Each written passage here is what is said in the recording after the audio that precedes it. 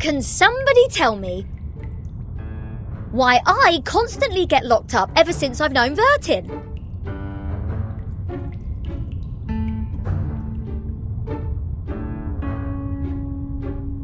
First locked up in a suitcase, then a foundation cell, now this!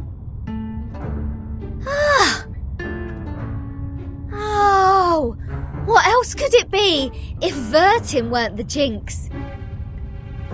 Lads! I know what's going on! You got the wrong person! She is the most irrational number here!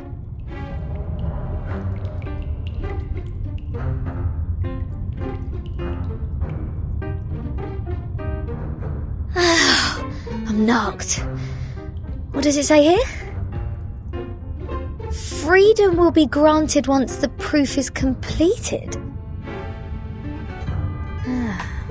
That's to say, I have to prove myself not an irrational number to get out of here. Which is exactly what I've been trying to do, isn't it? Rat!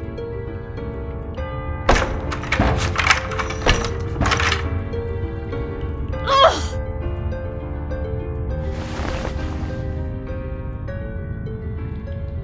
Captain, maybe you're in the wrong direction. This apple presumes that the followers on this island have a close connection with Pythagoreanism. Pythagoras? That ancient Greek mathematician? The guy who said something about the opposite side of a right triangle? Isn't he the guy who lives in sometime BC? Maths is only a part of the Pythagoreans' achievement, but from a more universal perspective, they are a mysterious group of scholars. Believing things are made up of numbers, venerating integer numbers, abstaining from beans, and the religious collective lifestyle, these are all pointing to Pythagoreanism. The earliest Pythagorean school perished because of the discovery of irrational numbers, which explains their odium of it. At that time, a deviant student named Hippasus discovered root 2, and the theories based on the ratio of integers they hold dear were upended.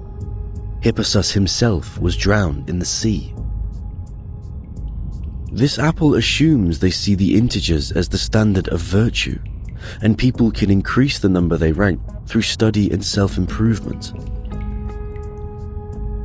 Besides, they are convinced that a numerical code is hidden in everything and everyone. Whoever can solve the code can obtain the truth of the world. All right, now I know what's going on.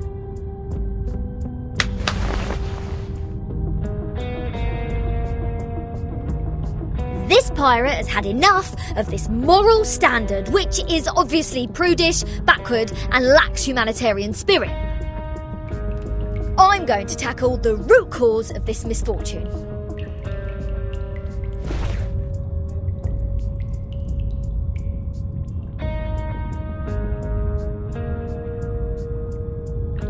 I'm breaking out! Why am I not surprised? The captain quickly gives the sufficient and prerequisite condition to prove herself an irrational number. This apple may be able to offer some help.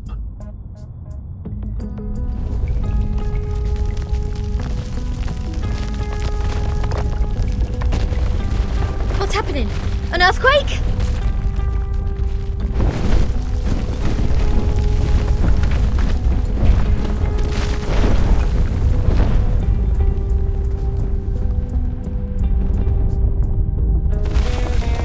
All Abraxases are flying in the same direction. Is this their habit, or... Ah! The roof is about to collapse!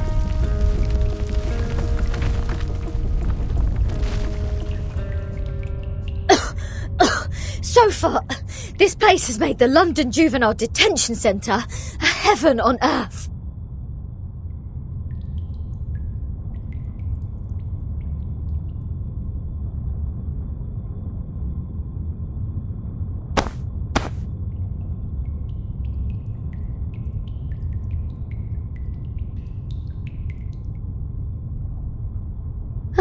Is there a piece of paper?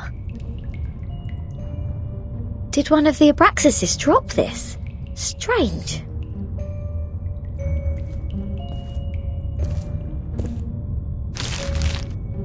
The unsolvable puzzle.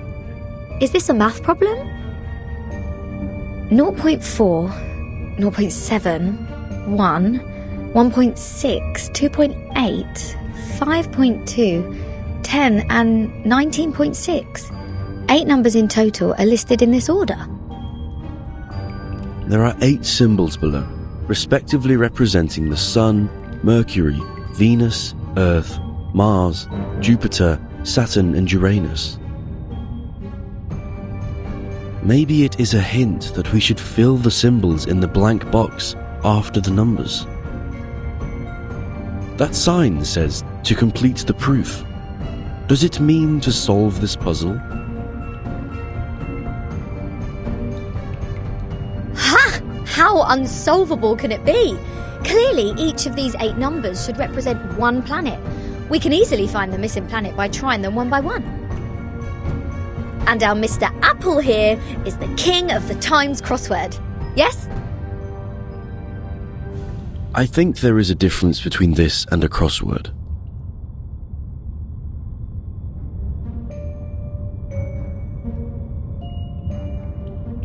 In this Apple's humble opinion, the ratio of certain numbers should match this number sequence, such as the radius, volume, or rotation period.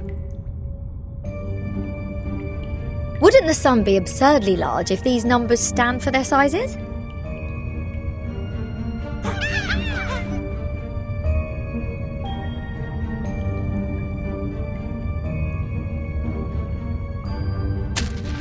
Hey! The underground critters are back! Go away! Don't touch my notes! It's not your food!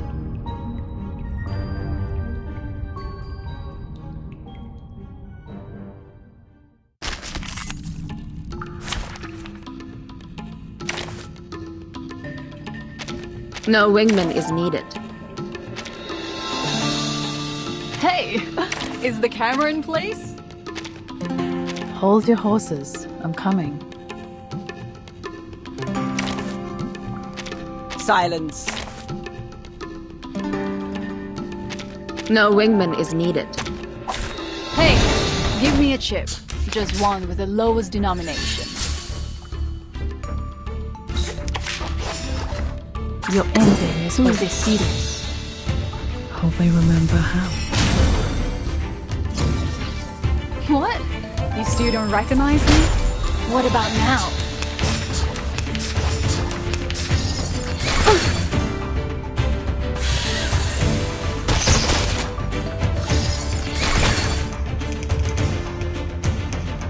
As expected. Your ending is over. Hope I remember how. It's happening.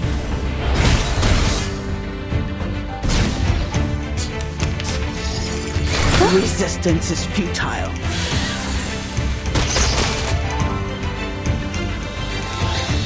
A tooth for a Be tooth. faithful to the choice of as expected. Feel its pain and know its regret. Everything has its cause and effect.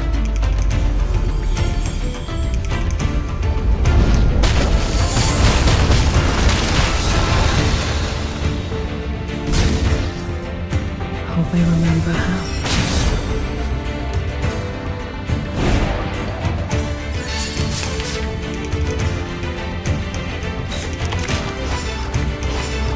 An eye for an eye. Yes, I know. Feel its pain and know its regret. Hey, hey, hey! Don't be shy, mi amigo. Let's dance. Off thou go. Your ending is fate. Tú decides. Thou shalt make an atonement for thy sins in full. Realm turns into reality.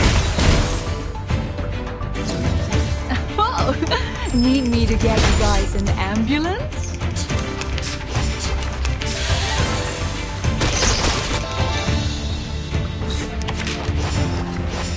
Atop the scale Bien of hecho. justice, the law is above all else. Ta-da! Time for a special massage. Red 38 is about to return.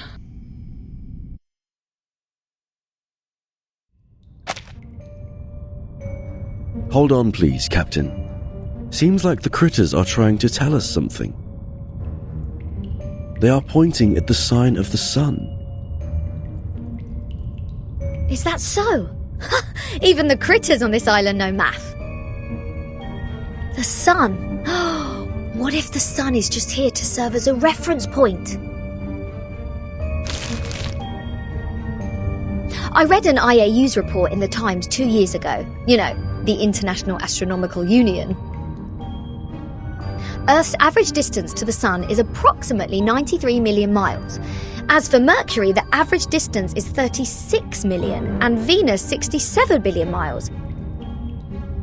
Let's say if we take the distance between Earth and the Sun as one astronomical unit, then the distance between the Sun and Mercury would be approximately 0.4 units, and Venus 0.7 units. There you go! These numbers are the ratio of their average distance to the Sun to the Earth-Sun distance.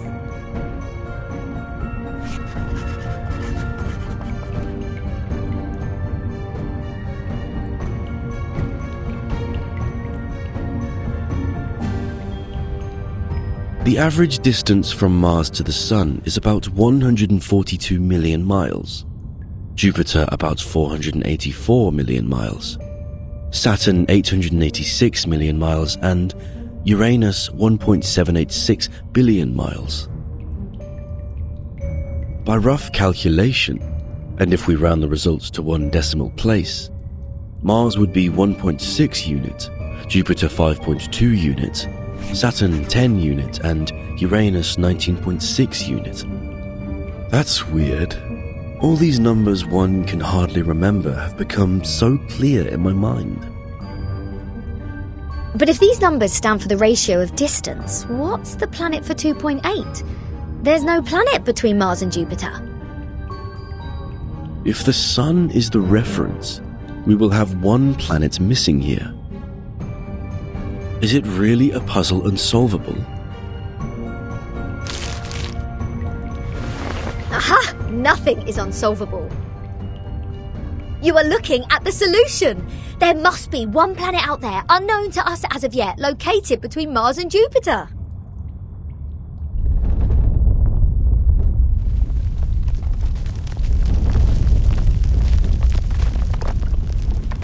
What now?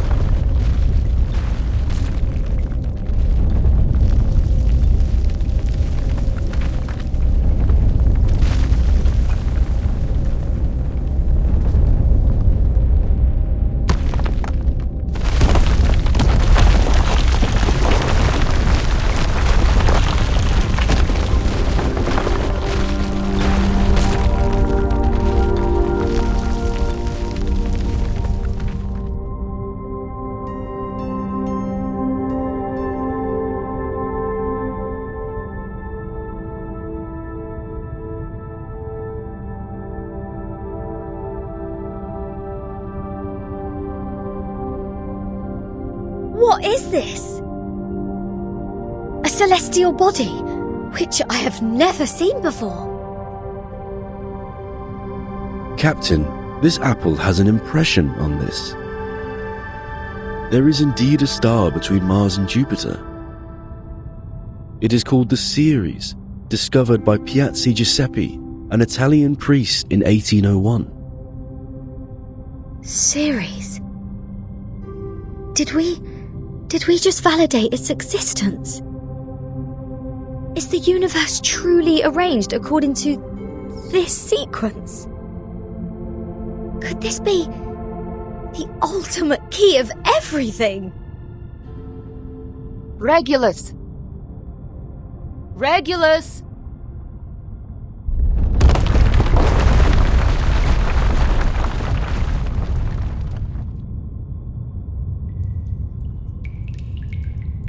What are you doing? Good food poisoning after accidentally eating one of those critters? Odd. My head hurts. What was that?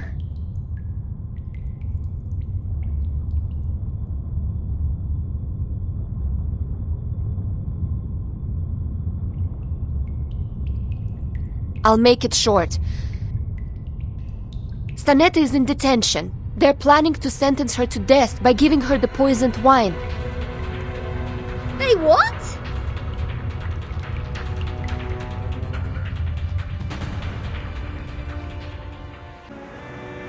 As you can see, this school on the island lives in a box made by the truth. Even if they have a donut in their hands when they are hungry, they still see a topological space. Like the cute ring attached to an initiation toy. It's not food anyways. But if you give them a puzzle, they will enjoy it like the best Kaiserschmarrn. Oh, my apologies. I was not talking about the one you are holding. No. With all due respect, that thing in your hand is pretty old. The mold on it seems to come from the 18th century, judging from the smell. I'm sure you know it will make you sick if eaten. But we have to admit, it is not just ordinary mold. It reminds us of the story in which, once, a merchant's son looked up at the night sky and found the answer to the stars for us. The young man firmly believed that the movement of the stars and the sun follows certain laws, just like how the delicate gears in a watch work together. And his point was even proven correct by Zeus's grandfather. When another gentleman observed the sky through the reflecting telescope he took great pains to make, a celestial body was exactly there. What was it called? 19.6. The 8th number in the sequence, the 7th planet in the solar system, and the legendary God of the Sky. If the world was not created by God, are there any theories we can use to explain such a beautiful law?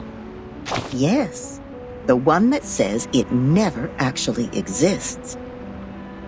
Anyone can see the breach in this number sequence.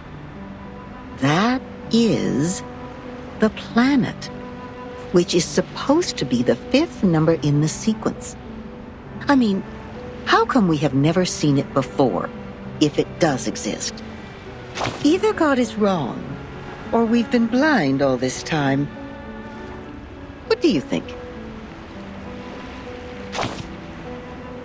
Yes, such a planet definitely exists, and as expected, it was discovered in the end. Yes, that's the Ceres.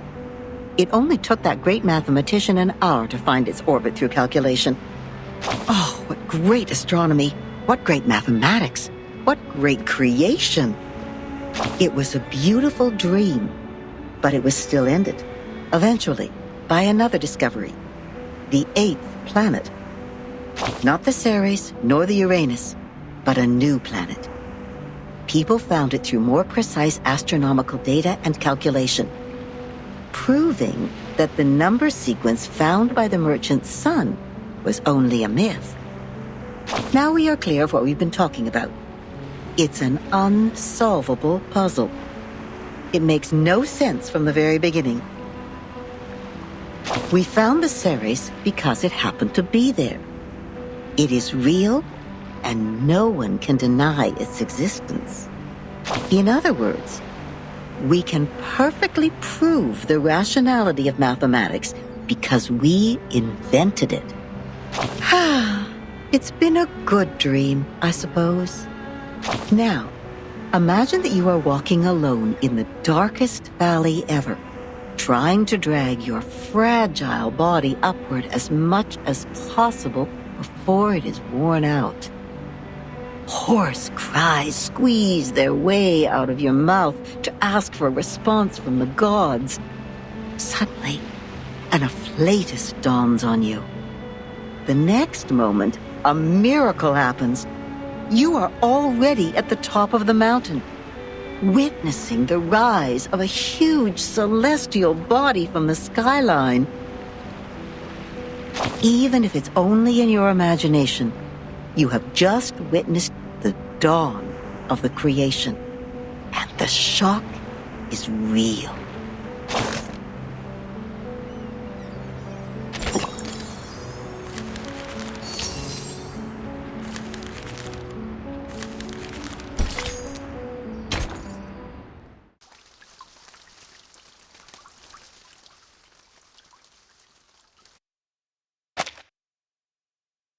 An old admonition is engraved here.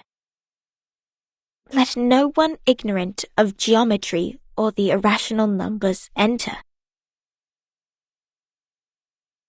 37 told me you are the integers. She's the genius kissed by the god of truth. She can see our numbers and has never made a mistake. But I don't understand. Why would you break the silence at the meeting?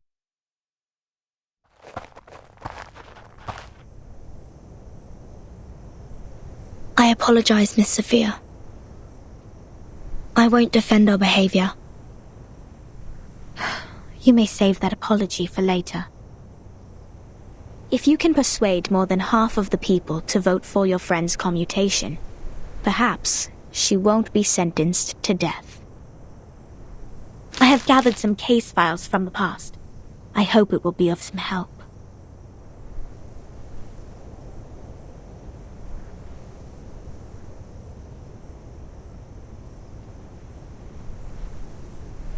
These files are...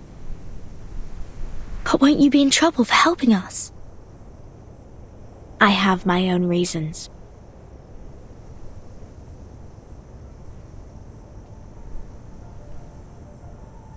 Integers are the living example of virtues, the standard of purification.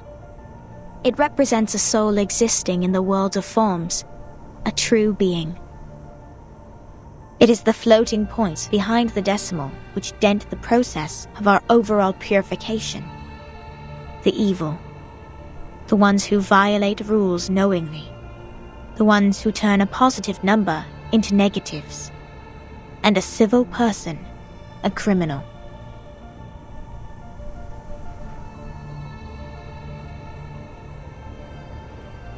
If integers like you would lose your life over some unintentional mistakes, wouldn't it be a great shame? Besides, I can't stand the idea of you being killed in front of me. Not rigorous.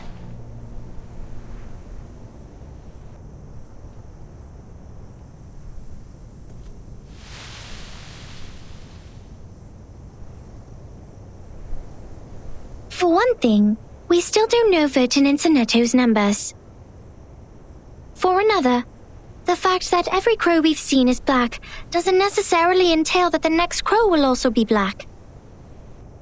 Even if every virtuous person we met has been an integer, we can't be certain that the next one will still be an integer.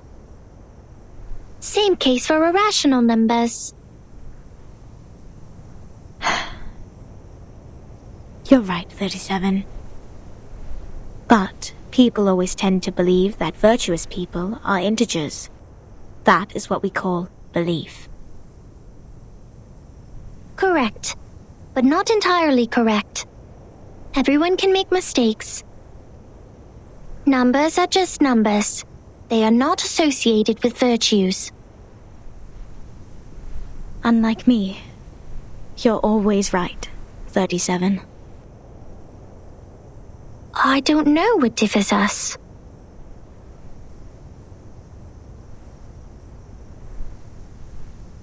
Will you be at the assembly? Yes. Then I will leave them with you. I'm not qualified to set foot in the Hall of Truth. I have done poorly in receiving the guests. I will ask 6 for my punishment after the assembly.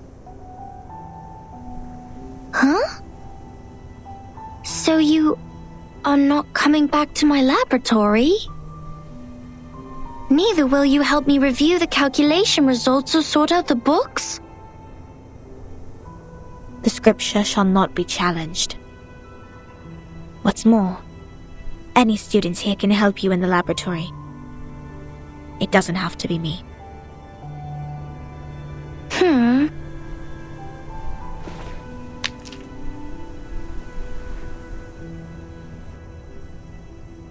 Had I known, I would have let someone else welcome Vertin and her friends. Like 210. He loves to brag to young ladies so much that he would take the punishment willingly, right? You were that someone else who was assigned to receive them in the first place. If I hadn't stopped you in time, how much longer would Regulus's head have stayed in your mouth? Not to mention what happened last time, and the time before that. But the fact that I have messed up all the receptions before doesn't mean I may excel in the next one. The chances of messing up the first reception and the 100th reception are the same. Whatever you say, you little sophist.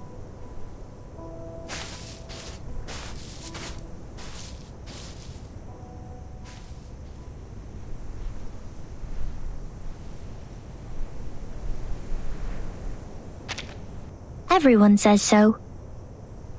But compliments won't help her find her number.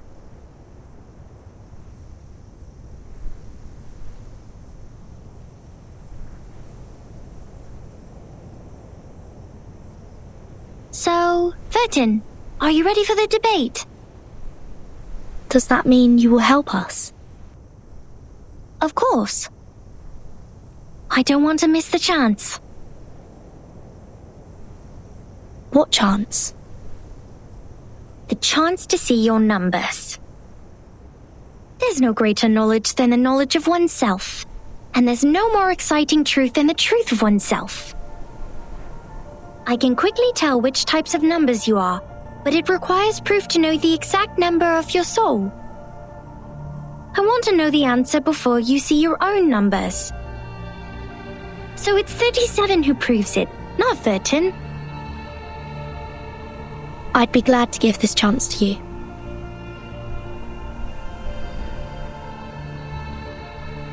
That's boring.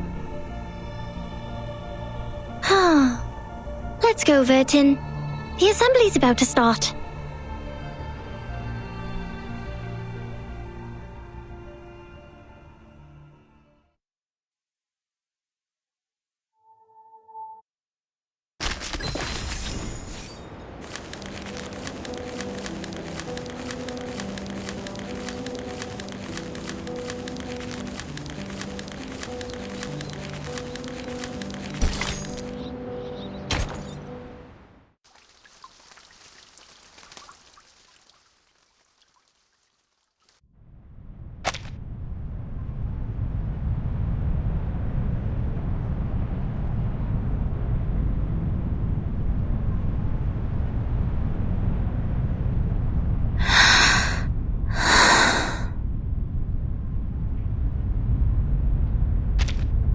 Don't worry, Timekeeper.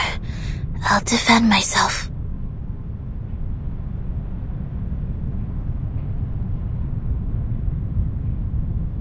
Back in the Foundation, I once won a public debate of a similar nature.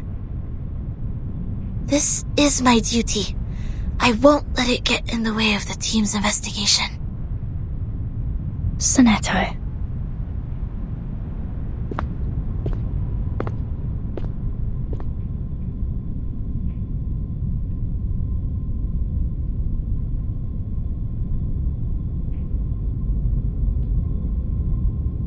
By our tradition, Miss Sonetto will be given the poisoned wine, so she will be muted and stay that way forever.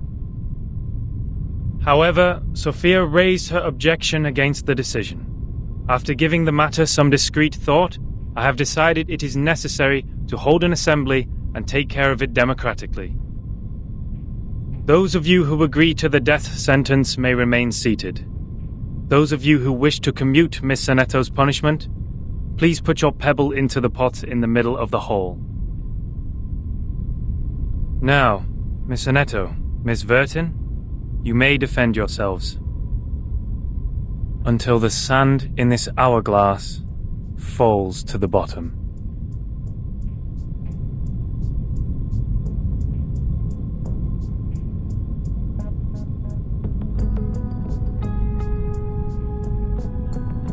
I am Sonetto from St. Pavla Foundation. I wish all the honorable audiences here would lend me their ears to hear my defense as a humanitarian gesture. What number are you?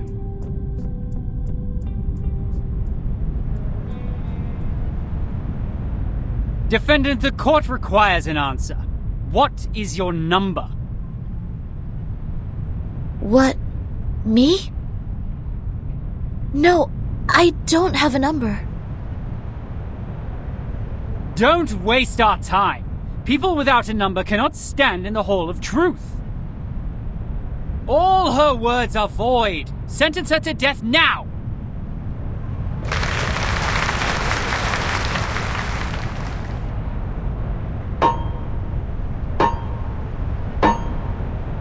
'42's argument is valid. Defenders, what do you wish to contend? What?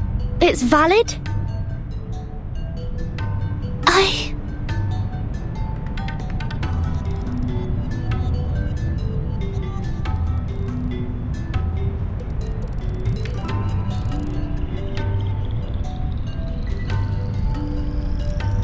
Objection!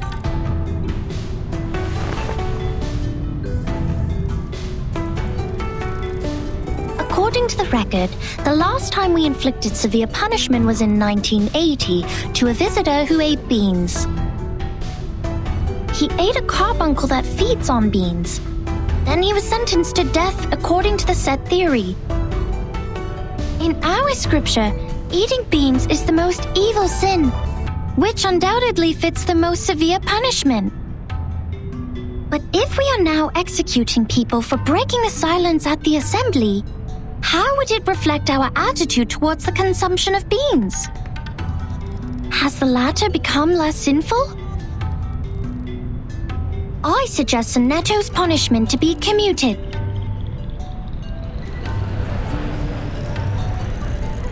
A good argument.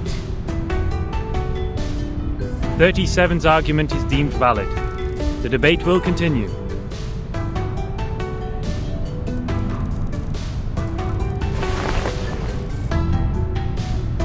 Objection.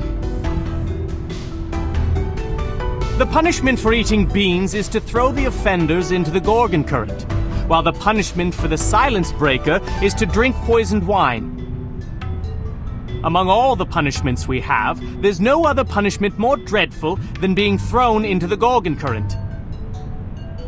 Because eternity and infinity are the two things we have the least knowledge of, which makes them the most ghastly punishments among all. Giving her the poisoned wine doesn't make the consumption of beans less sinful. Her argument is invalid.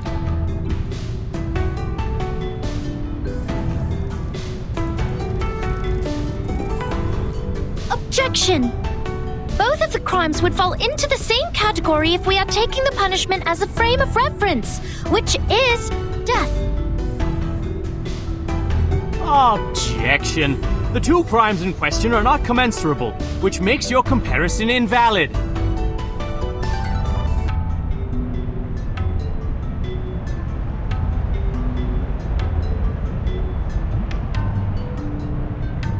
What's this? I'm completely lost in this irrational debate. I see. So that's how it works. Timekeeper? Relax. I will help you.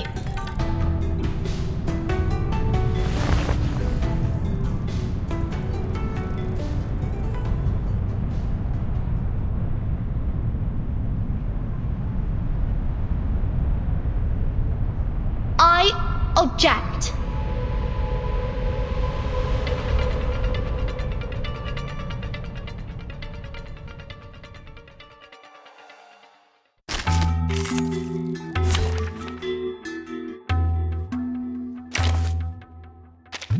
No wingman is needed. Shall I ask the enemy for their tactics? Hey, is the camera in place? Just as what's been practiced countless times.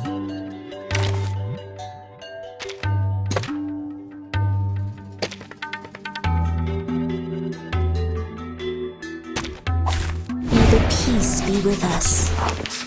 I'd like to start by quoting 42's first argument. People without a number cannot stand in the Hall of Truth. In that case, it's not possible for Sonetto to commit a crime in the Hall of Truth. Because she can't even be in the hall. What? Good point, Virgin. This is our chance to out-argue them.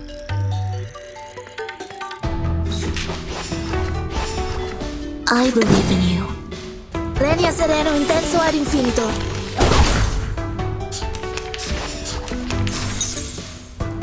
My sword sharp, depict the world I have never seen before. I know the moon, and this is an alien city.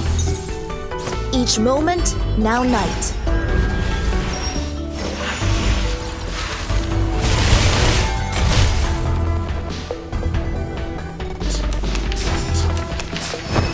It's alright.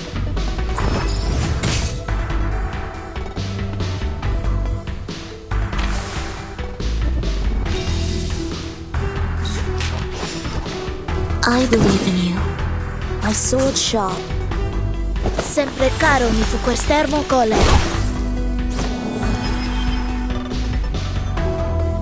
I know the moon, and this is an alien city. These are merely clumsy sophisms. We've all seen her break the maxim. Objection! What you see cannot be submitted to the court as a transcendental fact. It's nothing but the fragments of the phenomenal world which can't be used in your argument. Objection sustained. Please, ladies and gentlemen, keep the debate logically consistent. Since Sonetto has no number, and a person without a number does not exist before the truth, Sonetto thus didn't offend your truth. She didn't break any rules.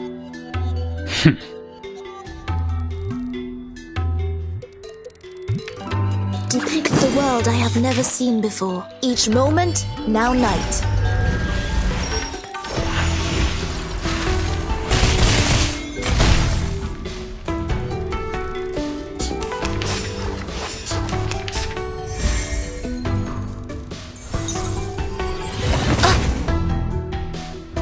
You found the right verse for me. I know the moon, and this is an alien city.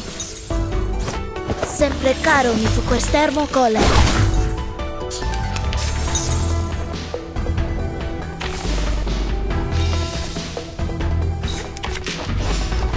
I believe in you. Sempre caro mi fu quest'ermo cole.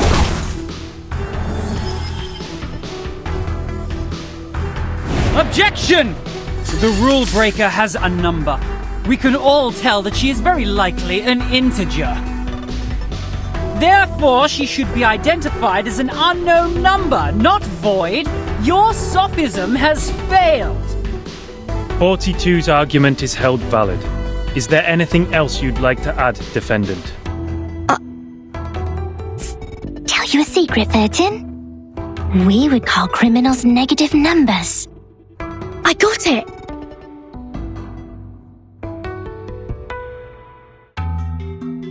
Depict the world I have never seen before. My sword sharp. Each moment, now night.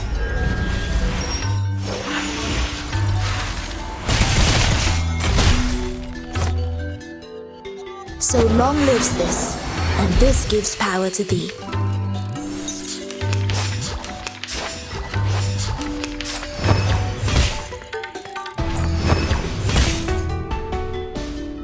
I believe in you. You found the right verse for me. I know the moon, and this is an alien city. Sempre caro mi fu quest'ermo cole. Depict I believe in you. Each moment, now night.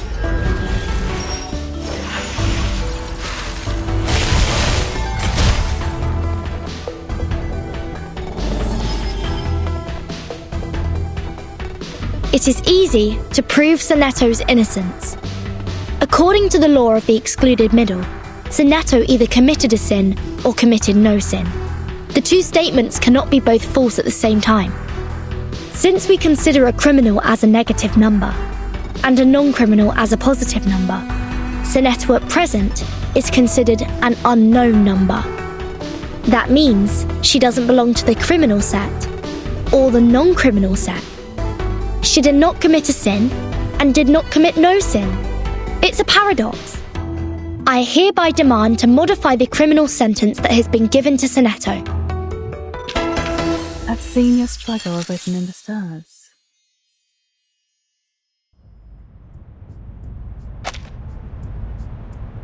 The law of excluded middle. A good sophism. Good for you to create a paradox from one sentence of my argument. But pitifully, you've made a fatal mistake. You've taken my argument as the basis of your defense. I said people without a number should be expelled from the Hall of Truth. You don't have a number either, Miss Outsider. Based on my argument, which has also been approved by you, I argue that all your arguments are invalid. There's no time left. 13 has a number. I saw it. What? 37, do you know what you're saying? Yeah, I read her number just now. 13's number is 0.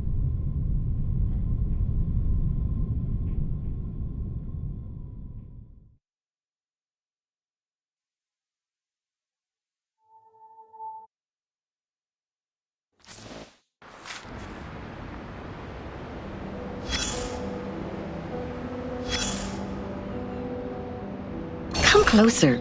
That's right. Take a few more steps and immerse yourself in the shadow, including that hat. You don't want those good ears to hear this private conversation. That pad of paper from the miss, yes, the one wielding the ruler, is quite valuable.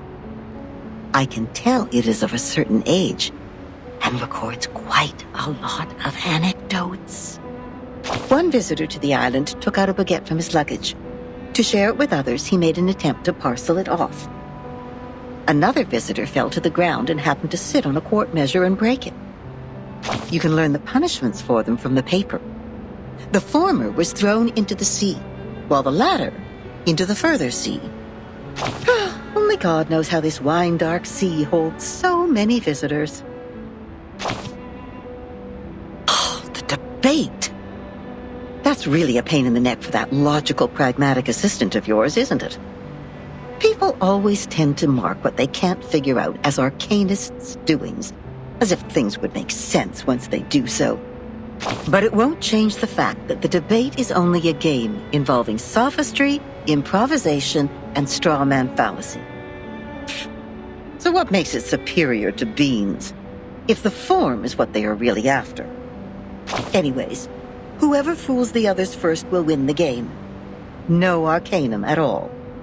And that argument of hers is the best attraction for the audience. A special number. A 0.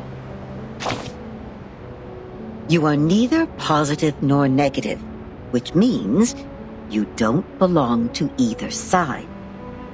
Now, imagine one side as an orderly line and the other as those wandering around. The wanderers can smell the abnormality in you, and of course, no one in that line sees you as one of them. In a restaurant, fruits are served without the seeds, but in a farm, the seeds are retained for the next harvest. Is there any value in the seeds? It depends on what you see when you look at them. The moment you realize that, you have come to the crossroad of fate. Now, back to the number we just talked about. Oh my!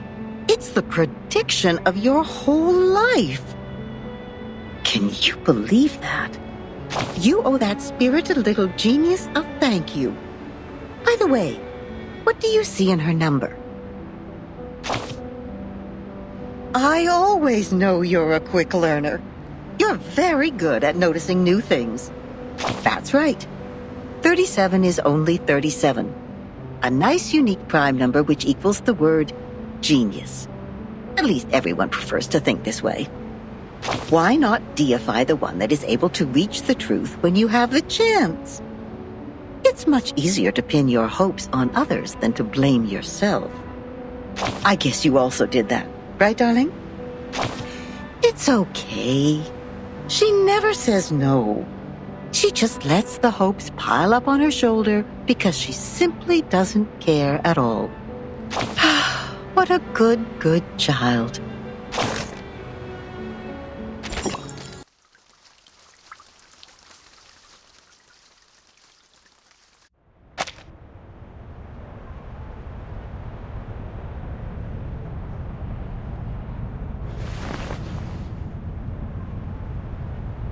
"37. You just said Vertin's number is 0. Do you know what it means?" Very clearly.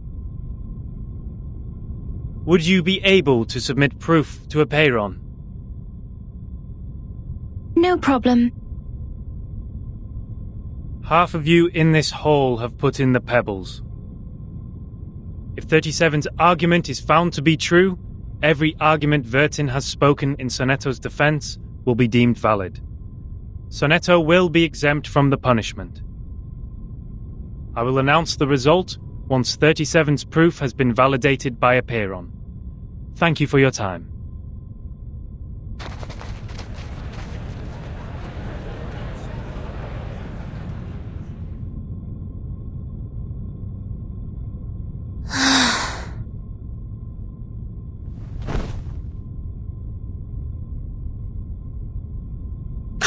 Sonetto!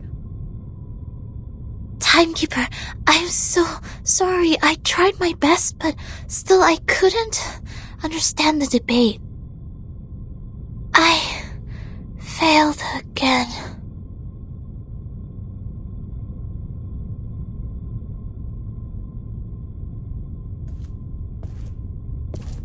What happened to her?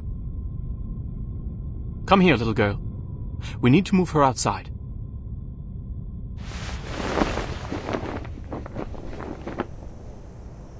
Lie her down on the ground and wipe her palm and feet with dew and peppermint oil.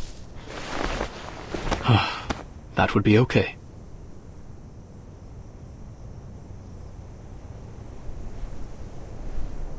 Thank you. You're welcome. The distinguished number 0.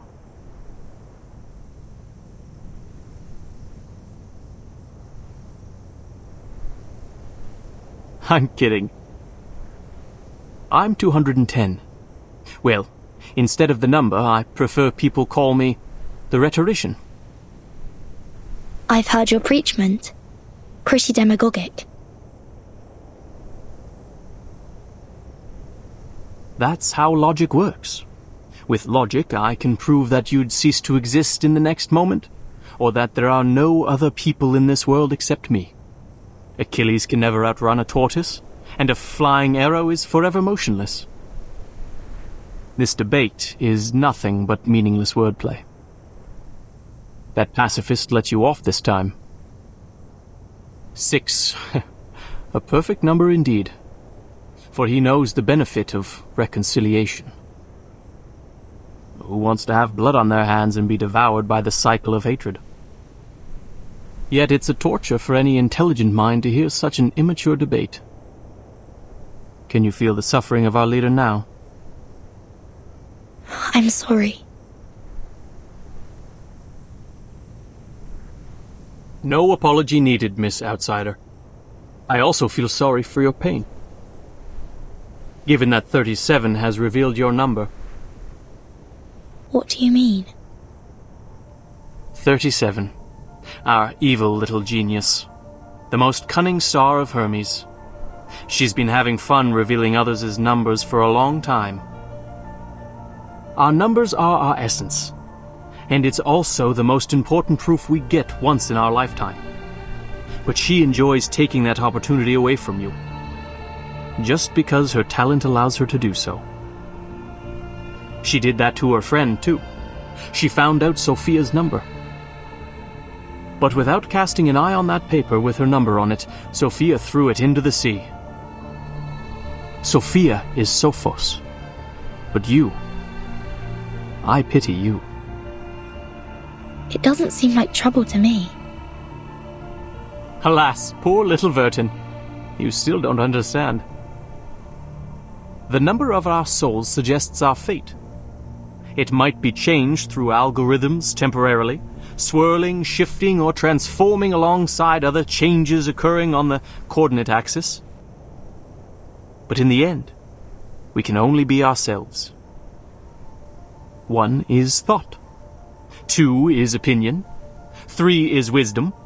4 is strength. 5, enthusiasm. 6, harmony. 7, order. 8, philanthropy. 9 is restraint, while 10 is completion. 0, however, is in the middle of the axis, the origin of the frame of reference. It's neither positive nor negative, neither prime nor composite. Things are ever changing, but you stay the same. Your loneliness also lasts forever. This is your fate. Being exposed in full view of the crowd, yet you know nothing about it. 37 was acting on impulse, yet she opened Pandora's box. She leisurely reveals your fate. That carefree behavior makes no difference to picking up a shell on a beach. How could I not pity you?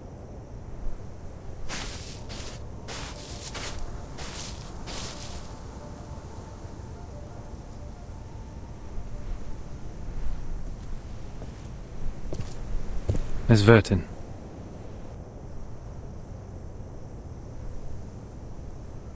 "37's proof has passed the review. Your friend will now be exempt from the punishment for violating the rules. However, she has to take some catch-up lessons on the scripture. Please, meet me at the hall tomorrow at noon. I would have words with you."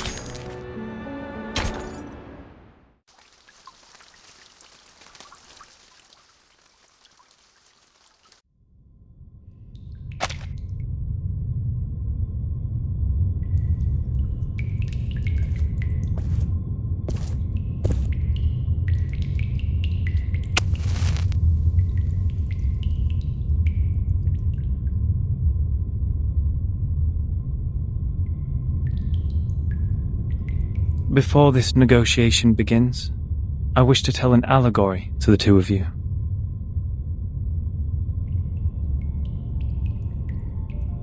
A group of people were imprisoned in a cave.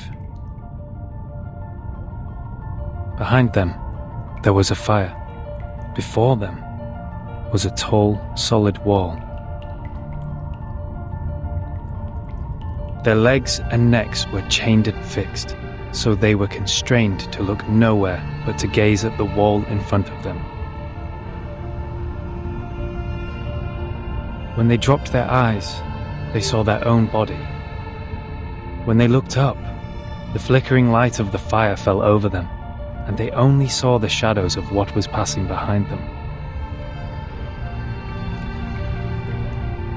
No one had lived one day outside the cave. The shadows cast on the wall all there was to be perceived as reality. They had no knowledge of the real world. One day, one of them escaped from the cave. walked into the light and saw the true world with his own eyes for the first time. Everything he saw or felt in the cave was nothing more than a mere shadow of the object's true form.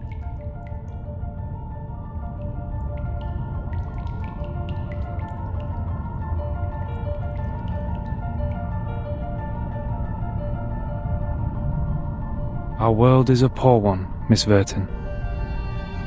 The phenomenal world is the cave in this allegory, where we are surrounded by shadows or some humble fractions of the truth. It is ugly, frivolous, filthy, perishable, subject to decay, and filled with hollow desires and meaningless struggles. Only the wise can walk out of that cave and see the world as it truly is.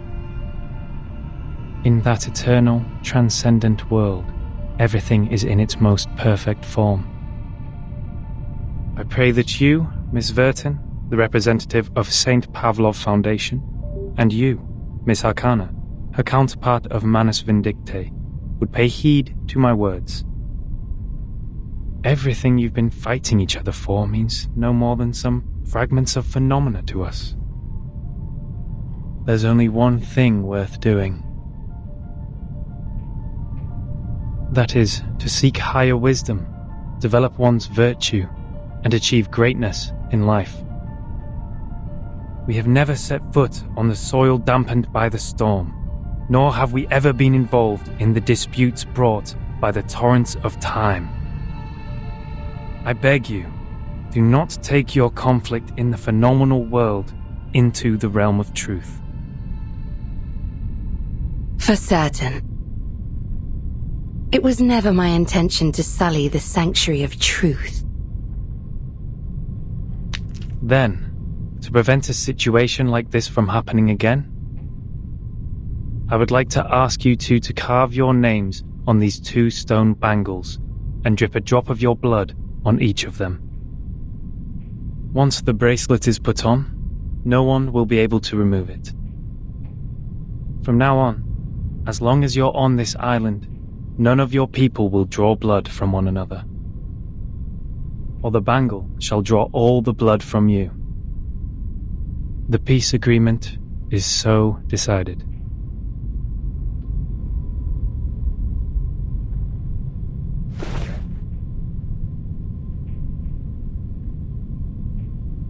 I appreciate that. I'll sign it.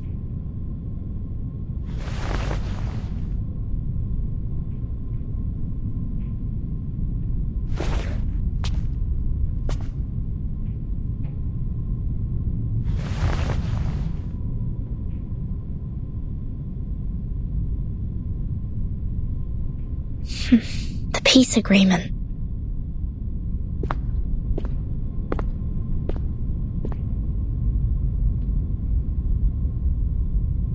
Lady Verton, we meet again. I wish the best to thy friend. She's doing well, thanks to you. You're most welcome. Thou shalt quench, for times hath changed. I would not wish to shed even a drop of Arcanist's blood in vain. But Schneider should be the victim of a merciless bullet?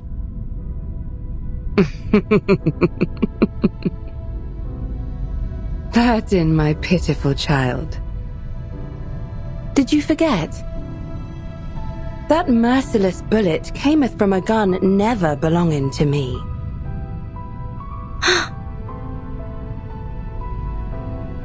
What's Manus Vindicte's purpose to be here? Hearken the archaic wisdom. Just as thou doest.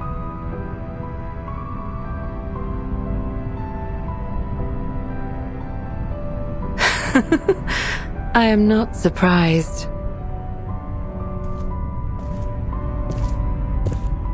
I adore thy visage, Lady Verton, emotionless in the storm.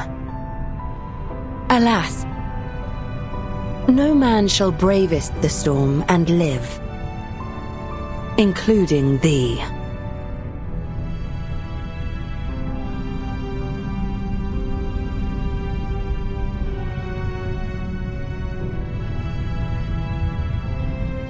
A wooden box in the Elitiao's base has my name on it.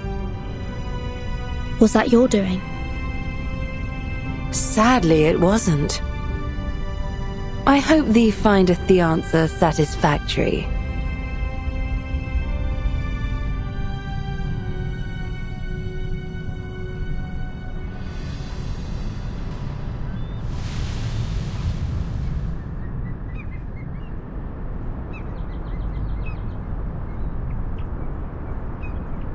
It's burning.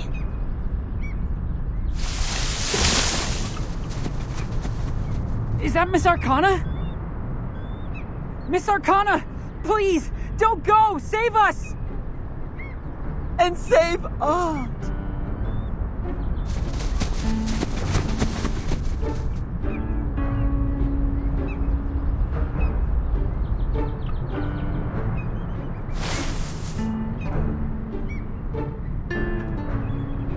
No! Come back! Come back! You ignorant foreigners! I just started introducing vectors and matrices, and that's the most interesting part! Ah, Vertin! Great! You always show up at the right time and right place! Stop the mass people! Whatever it takes!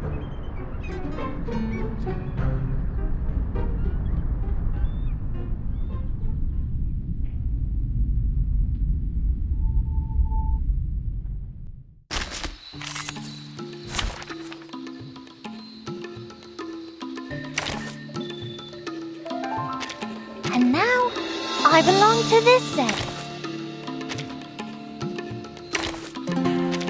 Hey, is the camera in place? Shall I ask the enemy for their tactics?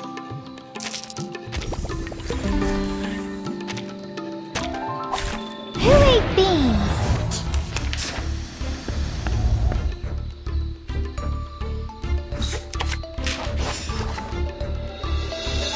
It could be found. Tú decides. Time to check my calculations. What? You still don't recognize me? What about now? ¿Intentarlo de nuevo? Given that... Wanna watch the aerial stunts? It could be found. Time to check my calculations. Right win. Form is a bubble.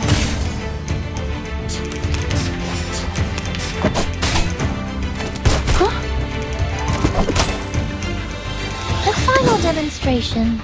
Yes, I know. Tú decides. Welcome to the world of numbers.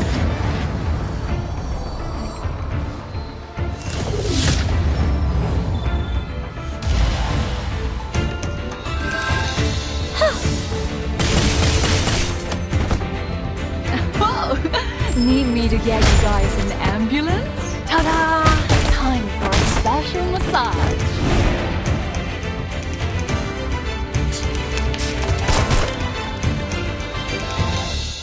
Yes, I know. Given that... a perfect argument. Ta-da! Time for a special massage. Uh-huh. Form is a bubble.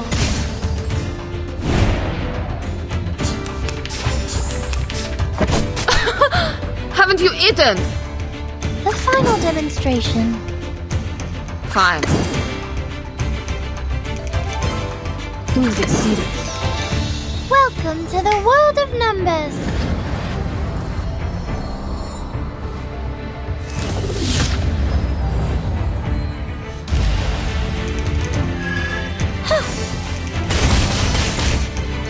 Uh-oh. Oh, need me to get you guys an ambulance?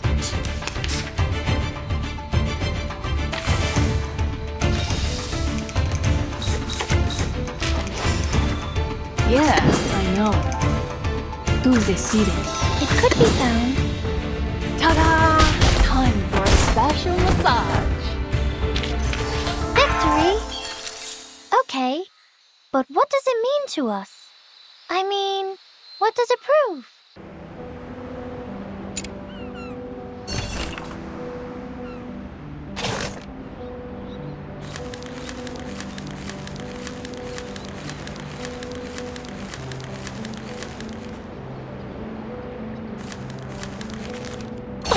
Look at you, climbing out of the cave in the allegory, all dusty and dirty like a little savage. They must have tried to fill your little brain with long preachment. But you should feel lucky, because at least they didn't give you a quiz right after that. Oh, that's our expert on absent-mindedness. Yes, we should bear in mind those glory days of yours back in school. Try to reach the corners of your mind, if you would. And there you will find another bunch of people standing in front of a stone table. Yes, those people in gowns. White gowns with gray diamond patterns. One of them was standing on the stairs, gathering all the little vacant eyes to his side. What was he called? Give me a second. Teacher, instructor, tutor, the educator. Just titles like that, no names at all. No one gets to write down their names on that banner, after all. But they have nothing to complain about. You know what they say? What is reasonable is real. That which is real is reasonable. They showed you a broad avenue in their teachings where you could enjoy a sense of security with all the solid ground, convenient automobiles, and warm sunshine. And at the end of the avenue even lies an inspiring mission, to which you are expected to devote your whole life. There is a distinction between good and bad here, and it's as clear as our innate sense of right and wrong, like a floor of black and white tiles. Any stains on it will be noticed immediately. But in fact, there exists another path in the woods.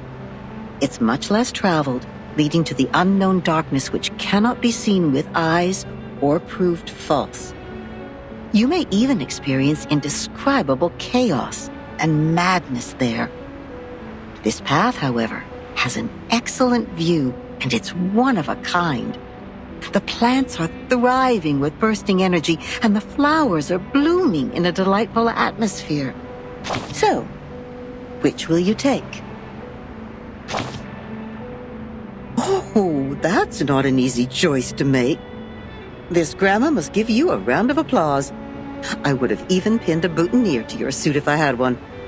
But I have to remind you, those things in there are not easy to deal with. They can drive you insane, and you have to be very careful. You've seen the living proof. Many were freaked out after they came back, and people had to tie and lock them up. Others even dug their own graves. Oh, my. That was a bit over the top. I hope I didn't scare you, darling. Here's some good news to cheer you up. Actually, there's still one more way you can take. It would be a good choice if you want to enjoy the scenery without getting lost in the darkness. I'm sure you know that myth. You shall take the soul of your love out of the underworld, yet you shall not look back. That's right. You shall pass by the sleeping sirens, yet you shall not make a sound. The ones with the belief set off. They entered the dark woods barefooted, yet moved so smoothly, as if they were walking on the avenue. They kept their mouths shut and eyes forward. They never turned back, never picked up what was not theirs, never set foot on the forbidden lands, and never looked straight at the sacred greatness.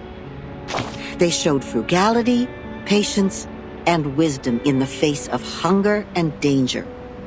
So the beasts continued to lurk in the shadow, and the ones with the belief passed through the woods safely until the path disappeared along with the direction sign. Then the first one to look back gave an exclamation before being exiled. Think about what I just said.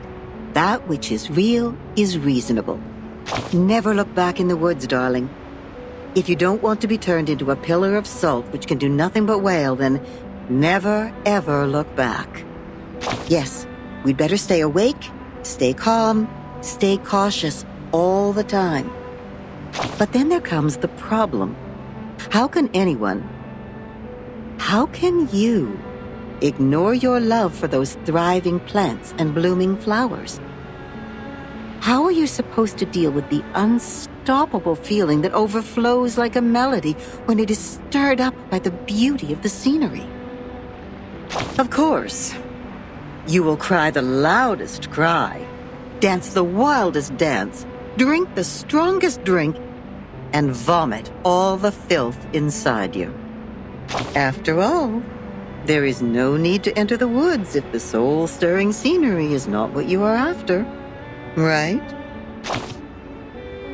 No. So you better let it slip your mind, darling. Just let it go and hurry forward. Remember to keep your eyes shut and hold your breath. When you do so, the scenery will no longer mean anything to you, nor will the fragrance of the flowers. You will get out of the woods and reach where the truth lies. Is that what you want? Don't worry. We have plenty of time. You may come back at any time and pick another way.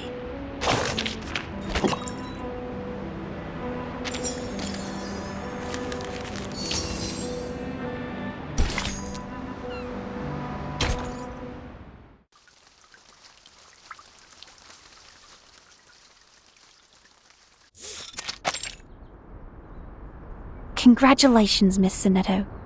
You are the fastest learner of our doctrine among all the visitors in the past half-century.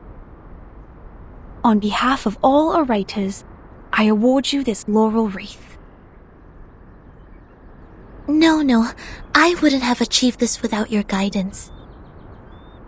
Those mathematics statements are really inspiring. I've learned a lot. But there's still something confusing me, such as Pythagoras and his golden thigh, his memory of the previous lifetimes as the son of Hermes, and the transmigration for every 216 years. Could you please tell me more about these?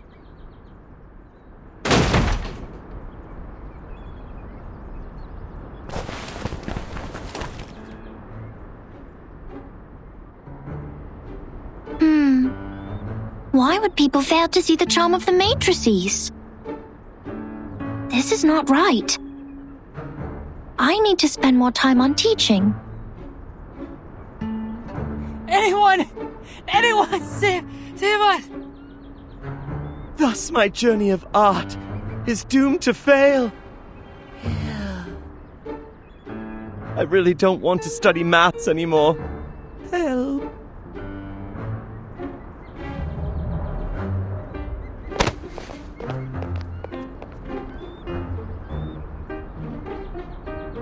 Timekeeper, you are here. I heard that you completed all the lessons on the scripture. This laurel wreath suits you well.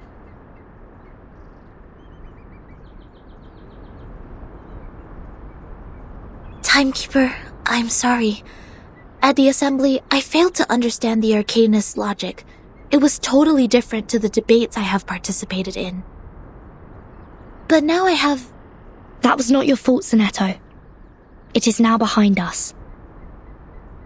I need to tell you something more important.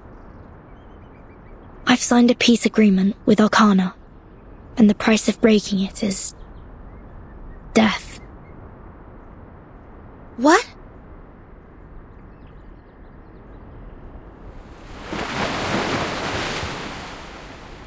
So Manus Vindictae is also restrained by the stone bangle like we are.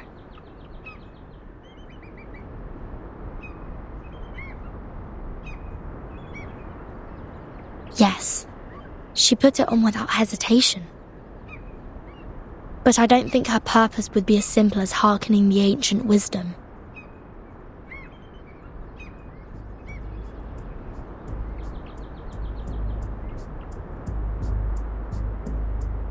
I attacked Manus' followers earlier as 37 asked me to. But I received no punishment from the bangle. Perhaps this island makes its own judgment on what to be classified as hostility. Like it has a mind of its own. Sonato, do not report this to the headquarters before we figure out how the bangle works. After all, there are many other things to investigate on this island, other than Manus Vindicte. I see. I will contact Miss Juvis and Miss Moisson first and keep an eye on Arcana. Timekeeper, this island, the Manus' mask, and your suitcase are all immune to the storm. Does this mean we could collect more asymmetrical nuclide R samples? I tried to collect some samples last night in the outer region of the island. But the detecting device showed nothing. If we were to find out more, we have to go to the center area. What are you conspiring now? Do not poke the fire with swords, and do not jump over a crossbar. The assembly will not be held every time when there's a crime. Please take heed of my warning, and do not overstep the line. Learn a lesson from them.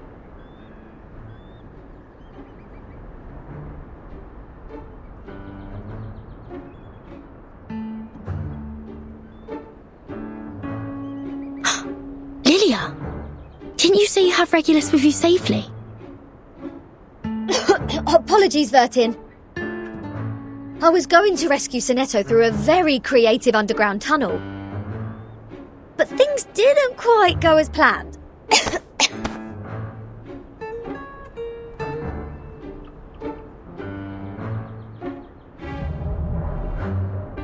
Not a bad innovation for a simple clap on the forehead. If only you didn't miscalculate the location of the explosion. This apple is grateful that it didn't get blasted into a puddle of apple jam. Warning. Shell cleaning required. Warning. I don't know why, but when I was in that cave, ideas kept flooding into my head. Though, judging by the outcome, they weren't all good ideas.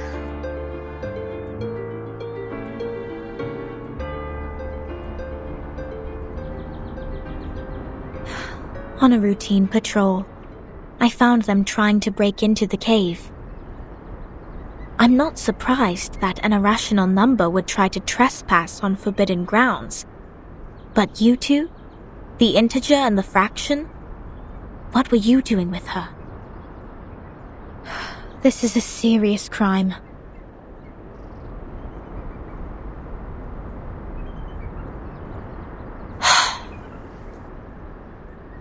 Do we have to go through this debate again? It's okay, Timekeeper. I will defend Regulus. I've thoroughly studied the scripture, and this time I'm sure I can do better. Forget it.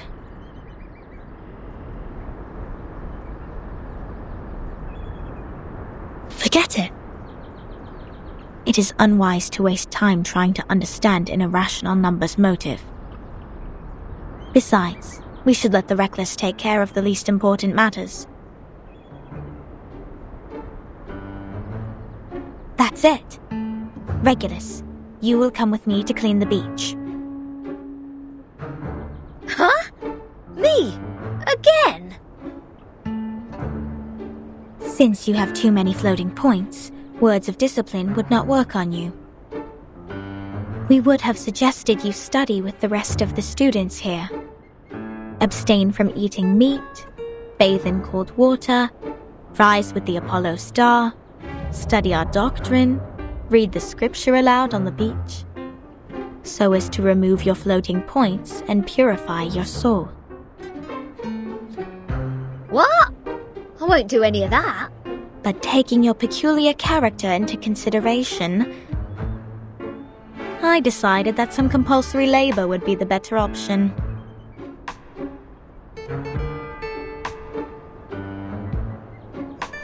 Oh, that's the best news of the day. I'd rather clean up the rubbish on the beach than be surrounded by people giving sermons all the time.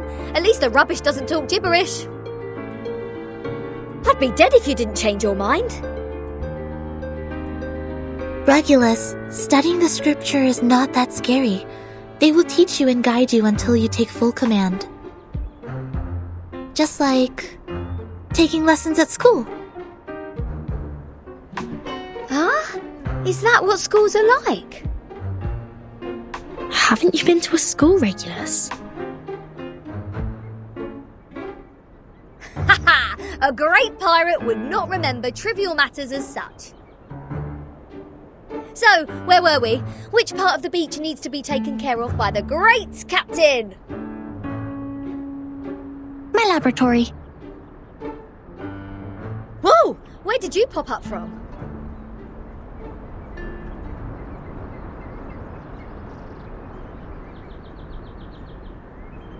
"37. Aren't you supposed to preach to the visitors?" I've seen their numbers. A group of negative repeating infinite decimals. They will achieve nothing but to repeatedly step in the river of mistakes. I gave up on them. Fine.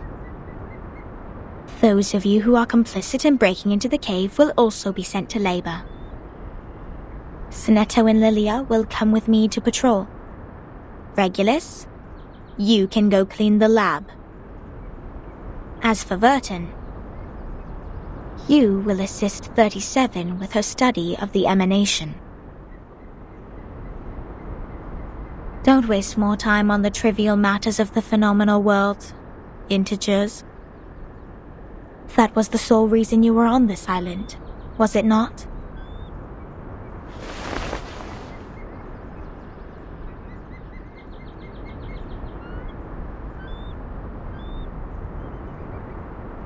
Don't let down your guard.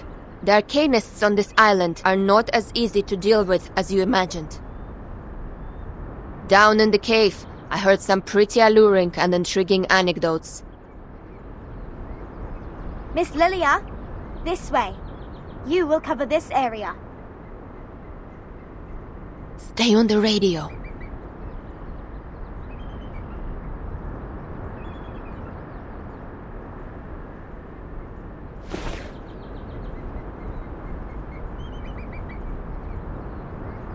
Don't worry, Timekeeper.